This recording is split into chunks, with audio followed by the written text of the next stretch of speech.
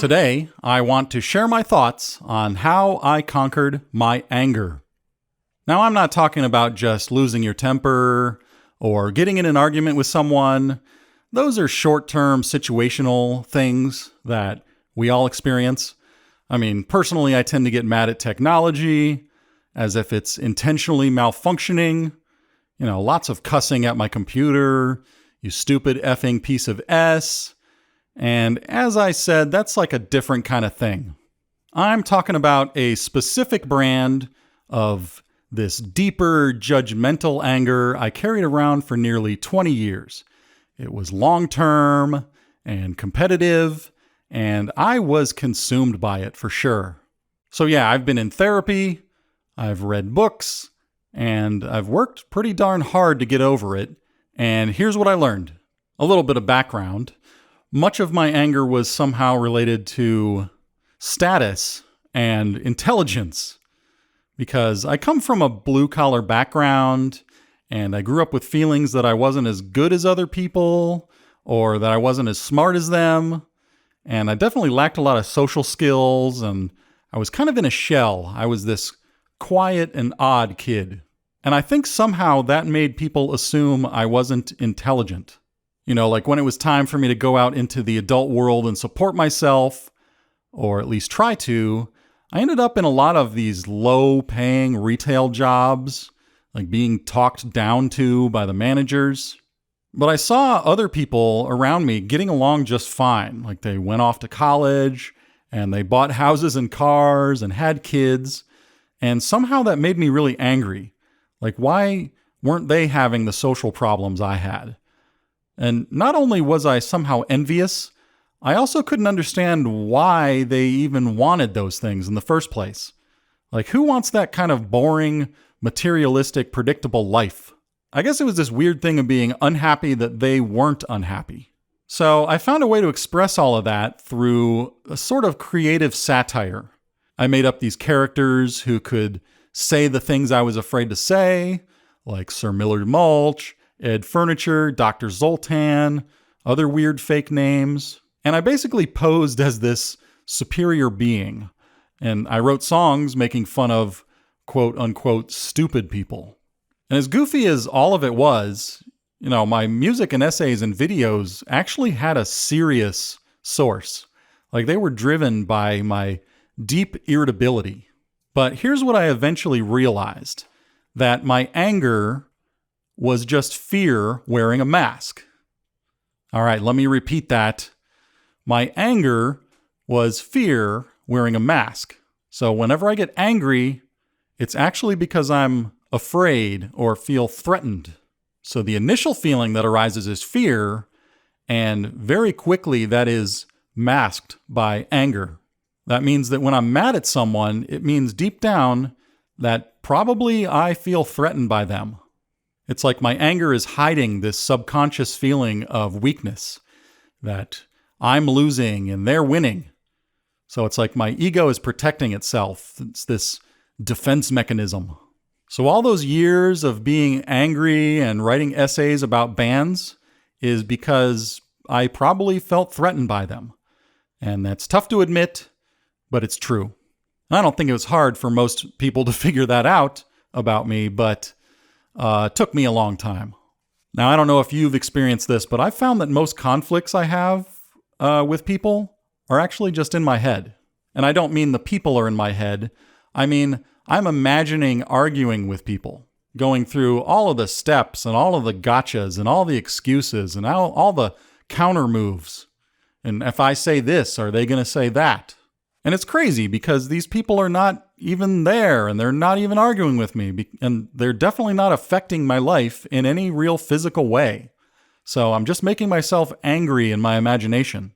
So starting as a teenager, I spent a lot of time frustrated with the other people around me. Like, why aren't they as smart as me?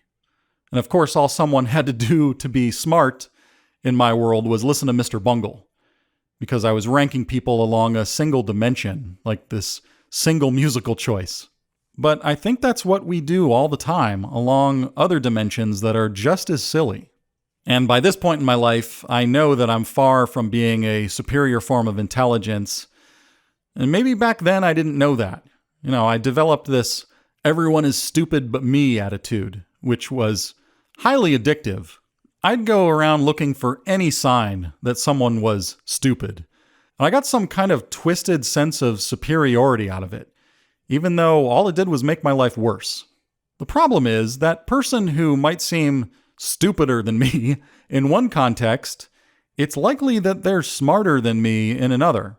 But even if they're not, why would that make me mad? It's like, if someone took an IQ test, got a low score, why would that make you angry? Because we're all going to have different IQs, and at the very least, someone who's smart should be thankful they were born with more intelligence. Like, that should be a good thing. And I've also realized it shouldn't bother me that someone else is making a mistake. Because in most cases, mistakes are gonna get fixed. Maybe it takes some more effort, but that's just the way life goes. Some people are like those Coke machines that keep spitting the dollar back out. Like, no matter how many times you flip the dollar around and try it on a different side, maybe it takes like 5 times and then it works. And then you can just, go on with your day. It's hard to remember, but I try not to be emotionally tormented just because something took a little longer than I expected. And hey, I'm looking at you, TuneCore. Anyway, of course, sometimes it's, beyond someone just making a simple mistake. Because sometimes people really do have bad intentions. They'll go out of their way to hurt others, but I don't think most people do that. If they did, civilization would have collapsed a long time ago. I don't think we would have gotten this far cooperating all these hundreds of thousands of years. It even goes back before that because it's a mammal thing. And in some other cases, people just have incorrect beliefs, but I think it's better to go into the world accepting that rather than being shocked every time. People think nutty things. Well, what a surprise. It's probably on me to be prepared for that. And let's say you criticize someone's lifestyle. Could someone else with an even better lifestyle or a superior lifestyle also criticize yours? Like, for every person that you think is stupid, is there another person above you thinking you're stupid? I think it is likely. Someone out there right now probably thinks that about me and about you. Oh no. Because are you making perfect choices in every area of your life? Are you this flawless being? Or if you took an honest look, are you just as troubled and flawed as anyone else? Like, let's look at your diet or your exercise. How are those abs looking? Why haven't you figured that out, you idiot? Anyone can do crunches. And if you're not doing them, you're just stupid, right? Oh, and how's that inner peace doing? Because if you're so great and you're so smart, why don't you meditate? Why aren't you happy every day? Is it maybe because you blame someone else for your problems? Well, haven't you figured out you shouldn't do that? Like anyone, I can get annoyed by the things around me. But, as an introvert, I'm extremely sensitive to loud sounds. So I have a knee-jerk reaction to people with loud cars or motorcycles, as I've said in previous episodes of this podcast. But here's what's tough for me to accept, and I'm working on it. People do these things simply because they feel good. Yes, that's right. A Republican who wears his sunglasses on the top of his baseball hat while revving his loud truck covered in Trump flags, he's experiencing the same thing as me when I furminate my cat, or read a business book, or go on a hike in the hills with my wife. I'm pretty sure that our experiences are entirely made up of chemicals in our brains. We do the things that release those pleasurable chemicals. For some people, something that you might find obnoxious is the only way for them to get those chemicals. And some of them thrive off of adrenaline. Like, they get this great feeling out of acting macho or out of being wild and crazy and jumping off of things. And Carl King does not. I just like my peace and quiet. Now, here's a practical point, and it might be my favorite. I think it's a total waste of time and energy to be angry. Derek Sivers posted a quote from Seneca, and it stuck with me. It's a Stoicism thing, and it goes like this. Quote, "The key to having a good life is to value things that are genuinely valuable and be indifferent to things that lack value. Any time and energy spent on events you can't control will have no effect on the outcome of events and will therefore be wasted time and energy. All right, I have to pause and briefly admit that this very podcast, made by a bearded white male, has officially jumped the shark by saying the word stoicism a moment ago. So now I guess all I need are some Bitcoins and a Tesla. But seriously, that Seneca quote is pretty much the same as the Serenity Prayer. And it goes along with this belief that I have that unless you're in a physical fight or protecting someone from violence or transforming your anger into positive action, it's completely useless. So let me just repeat the second sentence in the Seneca quote because it should definitely be a sign stuck on my wall. Quote, any time and energy spent on events you can't control will have no effect on the outcome of events and will therefore be wasted time and energy. I really believe that being angry is as useful as digging a hole and putting the dirt back in for no reason all day long. It's, Sisyphean or however you want to pronounce it. I'm pretty sure at this point that no amount of being angry will make your life better. Like, there's no way it's going to help you. It won't change the world, and it doesn't matter how angry you get.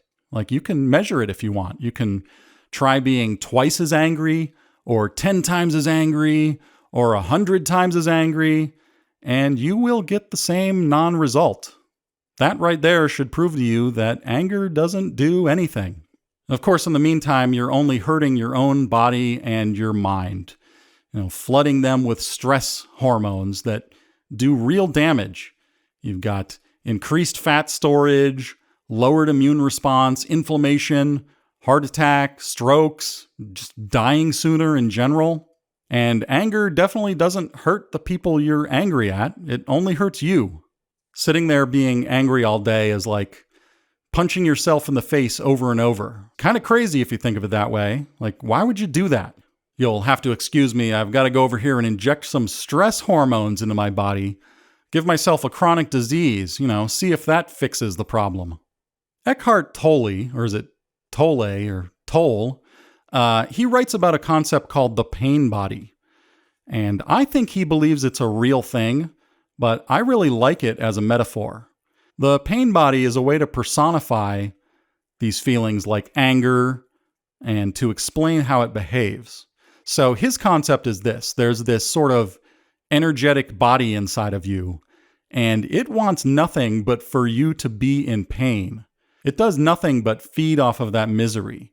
And of course, it doesn't want you to be less unhappy because that would kill the pain body. And it'll come up with all sorts of excuses to stay alive, just making you more upset. It's like it takes over your brain. Eckhart Tolle says, the pain body pretends to be the person. So it'll use, pretty much any resource available to amplify any bad feelings you have. It's like a brilliant Sith Lord. And I think that's the second Sith Lord reference in this episode. Anyway, another word for pain body might be the ego. Speaking of the ego, I've also found benefits in Buddhism.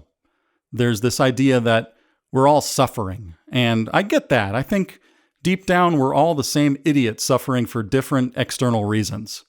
But, the same core reason. And I guess if you want to know that reason, I don't know, go to Buddhism.com or wherever. I don't have a link to it, so no show notes on that one. I'm going to wrap up this segment by telling you 3 beliefs that help me. And they might sound dark, and in the wrong hands, they might seem depressing or nihilistic. And to be honest, I don't even really know what nihilism is, except that the dude says that it must be exhausting. But these 3 beliefs seriously make me feel better, and maybe they'll work for you. Belief number 1, we have no free will. Sam Harris says that, quote, it's not merely that free will is an illusion, the illusion of free will is an illusion. And I don't know what that means, but here's what makes sense to me. If everything, all of the particles and energy in the universe started with the Big Bang, then everything was set in motion from that instant, right? And so all of our thoughts must also be made out of those particles. If they are, they started moving about 13.7 billion years ago, kind of like pool balls. So those pool balls were scattered and they're still just bouncing around billions of years later. We don't control them at all because everything about us, including our thoughts, are just made out of those. It's like we are the pool balls. So every feeling that I have, every behavior, it's all just a movie playing on an old tape. And even our DNA is part of the script. So if I scratch my head, that behavior wasn't actually mine. I didn't start it. If everything is causality, it was set in motion by the Big Bang. But hey, what caused the Big Bang? I have no idea. Maybe the universe explodes and implodes repeatedly into infinity. Or maybe when it gets to a certain point of explosion, it implodes back into itself and time all runs backwards. But that's probably for someone else's podcast conversation. Anyway, back to the free will thing. So we're all sitting here watching a pre-recorded movie, and we think that we are actually the characters in that movie. Like we think we can make choices or change the plot. But as real as the movie seems, we're only just sitting here watching it, entirely helpless. And somehow this is a massive relief to me. But of course, my relief is all part of the movie too. It just helps me to look at people I would otherwise not like as absurd movie characters.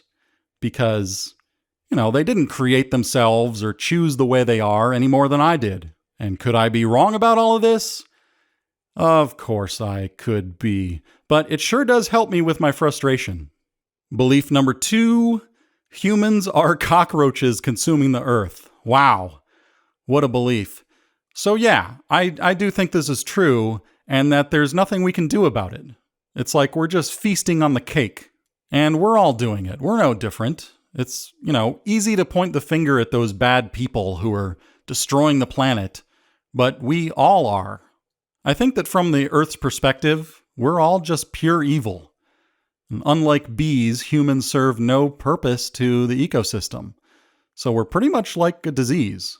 Kind of like Agent Smith said in The Matrix. And anyway, how are we going to convince 7 billion people to stop being exactly what we are? It's like expecting sharks to stop being sharks. By the way, we love to project evil on the animals in the wild, like sharks. And we put them in horror movies, but hey, all they're doing is eating just like we are.